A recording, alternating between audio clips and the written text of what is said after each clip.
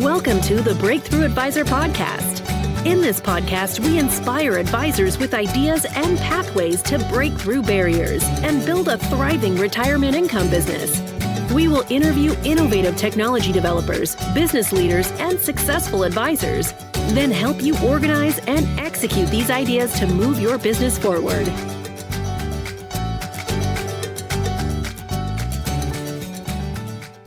Hello, this is Jack Martin. I serve as the virtual CMO for InsurMark. I want to welcome you to the Breakthrough Advisor podcast today. Patrice Scora and I are going to have a little conversation about organic growth.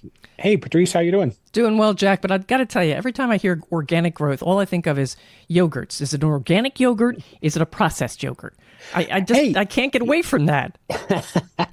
You know, we were talking about that before we started, and I think that there's really something there that we should talk about. I don't know if we talk about it today or another time, but organic growth is really about growing your business. And so the analogy about, you know, where's your food coming from, and is it grown sustainably, and is it grown, you know, in a way that's good for us? There's a lot of analogy there, but in any event, that you know, we can get off on food another time. So, hey, folks, if you're joining us for the first time, Breakthrough Advisor Podcast is where lead advisors come to get insights about taking their practice to the next level. And so, as I said, we're going to talk today about organic growth. And so I guess we need to start with defining what we're talking about, right? So what is organic growth? Organic growth has really been in the headlines a lot in the last few months because last year, more advisors managed fewer assets for fewer clients than in the previous 5 years. And so I agree with you. That's a puzzlement, right? It is. So the reason is the market was down. Okay. Right. And so now when you start to look at, I'm an advisor and I've got assets under management, and my assets under management go up or down, is that organic growth or not? Okay. If they go up, it's not organic growth. If they go up, your assets grew, your revenue grew, yes, but you didn't pick up new clients, you didn't pick up new additions of assets under management and so on. And so in a classic sense, you really haven't grown organically. Okay. So what's interesting is this trend has been going on for a few years now, and depending on who you listen to, it's either gone down a third over the last 4 years to as much as 50 to 60%. Okay, and so advisors have historically relied on referrals, and the referral streams have kind of dried up. We knew that. And so most wealth managers then haven't done a very good job of replacing the referral streams with new sources of new clients and new assets. And so I think that's where we start. So but wait, Jack, I want to go back a little bit here. If the market is in such turmoil, you would think people would want to get a new advisor or to get an advisor, and therefore new assets would be coming in. So you're correct. And so I haven't seen any research on no doubt there's money in motion. Okay. I haven't seen any research on why, if people are changing advisors, why new advisors aren't growing. And the answer may be net is the answer. Net, they are losing as many clients as they are taking in. Net, the clients they are getting are smaller or the same size as the ones they're losing. But at the end of the day, the assets under management have not grown. The revenues have not grown over the last few years. And if you subtract, and that's when you subtract out market gains. Clearly, before last year, the market was on a tear, right? Mm-hmm. So with the market up double digits, you would think advisors all would have been experiencing organic growth. Mm-hmm. But when you subtract out the market gains, and what's left for you is you know, the amount that your business that you actually grew the clients and new assets, you know, that's really been the trouble spot for a lot of wealth managers. Well, this goes back to a word you used earlier then, sustainability. Yeah, exactly. It's not. Exactly. And the thing, I mean, you can say, well, maybe organic growth isn't that important. I don't need an engine in lieu of referrals because the market's going to go up over the long term, and I'm fine from that perspective. The reality is that if you imagine that you're going to sell your practice sometime, you need to look at what are the components of valuation, right?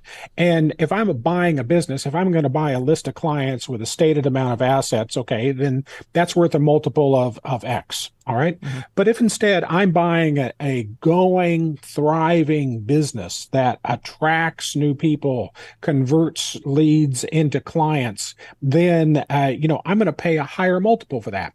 And the data says for every 1% increase in organic growth, that's growth net of market gains. For every 1% increase in organic growth, there's a 7% increase in the valuation of that firm. Now, that is a nice return. Yeah, that's pretty attractive. Yeah. And so it makes some sense to think about, what does it take for me to build an organic growth engine? And so there are a lot of things that advisors have been doing well in the past. There are firms that are growing, that are experiencing hypergrowth. And they are doing well above the average. And depending on who you listen to, their growth rates are in the 20s to the 40s. Okay, so they're the ones who are benefiting from the slow growth to no growth people who are losing clients, right? So what's the difference between the firms that are experiencing, substantial growth versus slow to no growth? And I think if you study that, it's really enlightening, at a lot of different levels. It helps you understand what do you have to do as a wealth manager in order to build a growth engine. And it also helps you appreciate the value of building that from a long-term practice valuation perspective. So that's kind of, there you go. There's the introduction to organic growth. What do you think? It's pretty good. A question, though. Can that organic growth overheat? You're talking about firms 40% growth? Can that be too much? Well, I think that's probably a good problem. It is a problem, yes. Scalability is obviously a big issue, right? And how quickly can you add people? Do you have the right structure? Do you have the right processes? Do you have the right technology? And so those firms, what we see happening in those firms is they not only have the mindset for growth. Okay, so that means being able to onboard and deliver an exceptional customer experience, but they also have invested in the people to accomplish that. So they have invested in processes, workflows, and so on, and they've invested heavily in technology. So this is all going to be part of your organic growth engine that you have to put together? Go for it. Yes. Exactly. So that's really those are the key things that you see when you dissect the hypergrowth firm versus the slow growth firm. The slow growth firms are not, for instance, as dependent on CRMs as the hypergrowth firms are, and there are actually a number of things.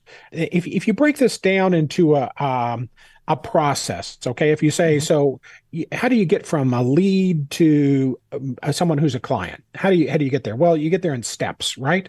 And so the first step is you've got to create awareness for yourself, right? And so you got to have leads that are interested in what you're talking about. And we've talked a lot over the last few years about the need to get a niche, the need to create a strong value proposition. And when you do those kinds of things, then you've got to play in traffic, right? You've got to be active in social. You've got to have the podcasting, the blogs. Your website's got to be optimized for SEO and so on. You should be doing educational webinars. And at that level, let's call it top of the funnel, although I think the funnel analogy is broken. But let's say at the level of creating awareness and converting a lead into a prospect, someone who's attracted to you, webinars are an extremely underused tool. Okay. And less than a third of financial advisors are doing webinars today, but they're very well attended when they're done well and promoted well. And they can be a great place for leads to determine whether they want to do business with you. So the first stage is lead to prospect. That's where you take someone who's become aware of you through your website, SEO, social media, or webinar, and get them into your system, get them to opt in.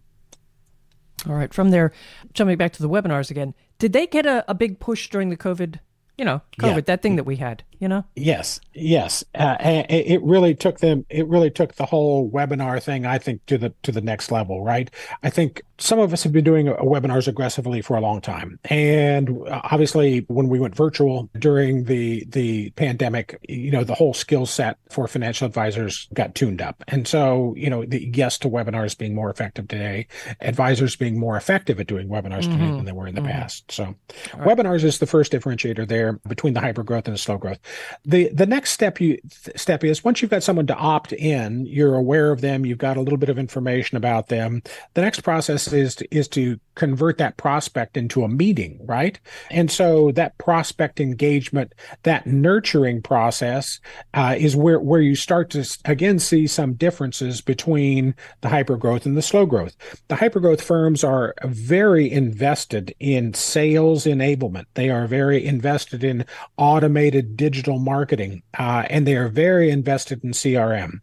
The CRM is going to give them the best tool for getting a more complete view of what's happening with that client, being able to not only understand the demographics, to understand the balance sheet, to understand, those traditional financial cash flow items, but also to understand the client, the person, and the humanization of and personalization is really driven by the CRM. So it's there where you're going to be able to capture, what are they what is the prospect or potential client concerned with?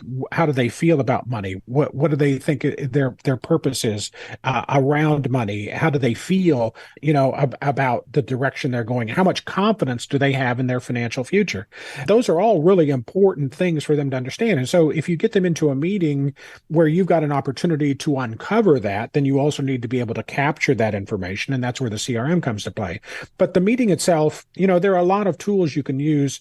If you think about, what's on the minds of people today financially, two or three of the top things that are consistently on the minds of people today are taxes, the outliving their assets and how they're going to take care of themselves in their later years, how they're going to transfer their estates. Those kinds of things are super important to them. And there are tools, tax planning tools that you can use at this level to engage someone, to bring them into a meeting.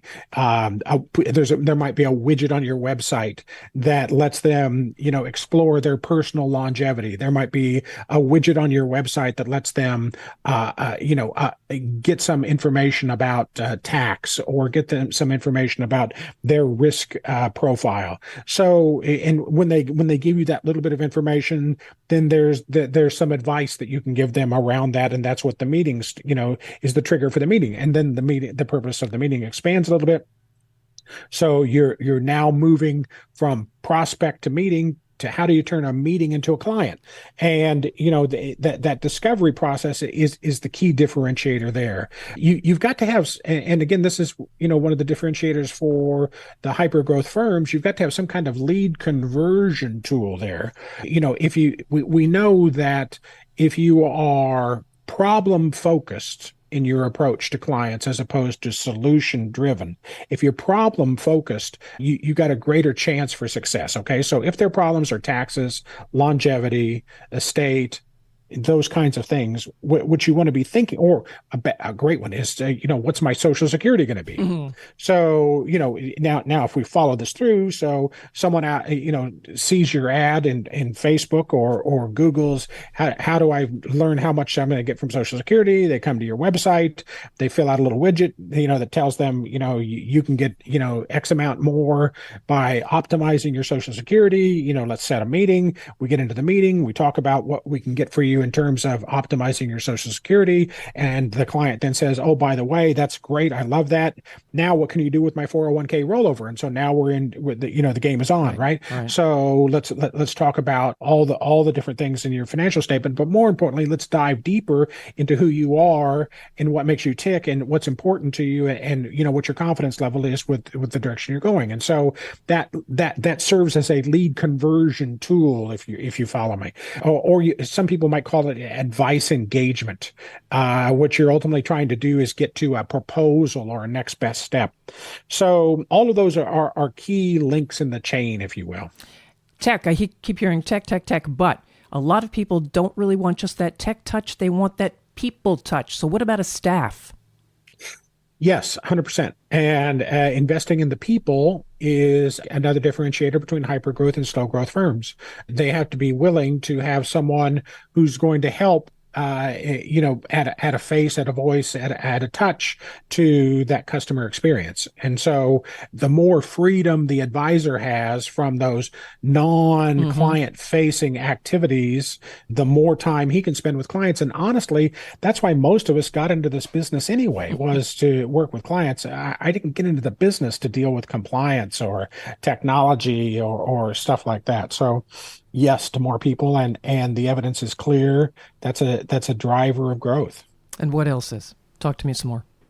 Having a good workflow. So, for instance, if someone completes the widget for Social Security on your website, do you have a workflow that makes sure that that person doesn't fall through the cracks?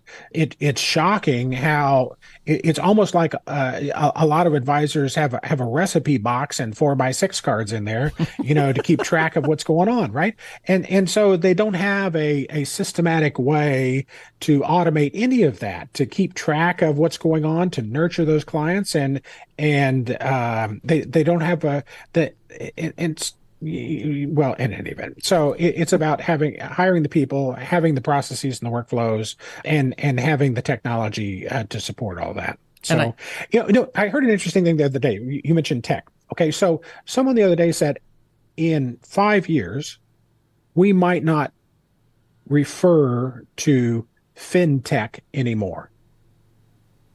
Okay. It will just be the way we do business. I can see that. Yes. I know we're all kind of mentally in a state of transition, but I think a lot of us, as a result of COVID, accelerated that transitioning. I was just going to say, think how fast you are now between your apps and your computer and all the screens you may have open, all the sites you may have open. You are so much faster now than I'll bet you were before COVID. Yes, 100%. We can talk about customer experience another time, but just one nugget about this, okay? So the advisor's competition today is not another financial advisor. The competition for the attention of that high value consumer is another customer experience. So, okay. I mean, think about, okay. How many people used DoorDash before pandemic? Right. How big was Amazon before pandemic? I mean, how big was Netflix before pandemic? And so all of those things got accelerated. And so now it's really part of the whole way that we live, right? And that's why I think this person was spot on when they said, we're not going to think about fintech in 5 years. It's just going to be, this is the environment we work in. And there are so many advances being made in terms of making it seamless, and you start to look at what AI can do in order to improve the processes and so on. So, yeah, I get the resistance to being really tech oriented, but that's a I can see what you're saying there. Yeah. It's going to go. And well, with that in mind, younger advisors, are they embracing more tech? It's more natural, yes. Yeah. But they're really picky. They're not interested in old school build Excel spreadsheet kind of thing, right? True. The apps they have today, the apps we can access today, the ability to, one of our partners does digital automation for InsurMark's financial advisors, and they've just launched a whole new AI builder platform. So literally, you can go in and say, This group builds great content for us. Okay, it's our Catalyst platform. They build award-winning content for us. The campaigns are awesome. They do all the A/B testing. Everything's clean and ready to rock it, come out of the box. But let's say that I want to take a slightly different tilt on this. Okay, so I can go in and I can start doing some prompts along the way, and it will create a new picture for me, a new image created with AI. It will create new subject lines created with the AI. It will help me personalize the subject matter that I'm writing about, all within the context of a standard builder. And if I just want to send it the way it is, great, push a button, it's off, it's personalized to me, personalized to my client, we're off to the races. But if I want to take it to a different level, if I want to say, go to a specific subset of people that I met last weekend and embrace that experience with them, it makes it super simple to do that. So I think that the barriers to using technology are coming down rapidly. That's not to say that, we don't all have a learning curve to some extent. Oh, yeah. It's easier, right? I mean, we're sitting here on Zoom recording podcasts on video. Right. And, when this is over, I can drop this into an app. It's going to go through and edit out all my ums and haws and yada, yada. All my yada, yadas are going to get edited out. It's going to edit it up, give it a clean video, presentation, complete with captions and titles and the whole chalupa. So, it's getting much easier. All I got to do is drop it in there, push a button, the AI figures it out, and then says, do you like this? And we're good to go, right? But it still comes back to the human touch. Yeah. Does this deliver the message that I want to deliver, right? And if it does deliver it, does it reinforce it? Do you have to reinforce it? I should think you want that sustainability. Yeah, that's a good word. Maybe that's the word of the day, sustainability. And that's part of the InsurMark value proposition, right? We want to help we want to help ambitious advisors build more successful and sustainable 21st century advisory businesses. And any meeting, any webinar, any Zoom you've ever been on with us from InsurMark, you've heard that. And we not only talk about it, but we live it, as you can hear. There are lots of things we're doing to help advisors build that sustainable business that's really going to give them fungible value when they finally decide, I'm ready to hang it up. So, well, Jack, how can people reach you if they want to talk to you? Super easy. Jump over to insurmark.net. Check out some of the video content. Check out what we're doing with respect to our digital annuity platform, with respect to our digital marketing. Hear what other advisors are saying about InsurMark. Super easy to connect and take care of that. But make sure, for sure, that you subscribe, like, share, comment on our podcast. So, Patrice, nice setup. Thank you. All right. Thanks for being with us, everyone.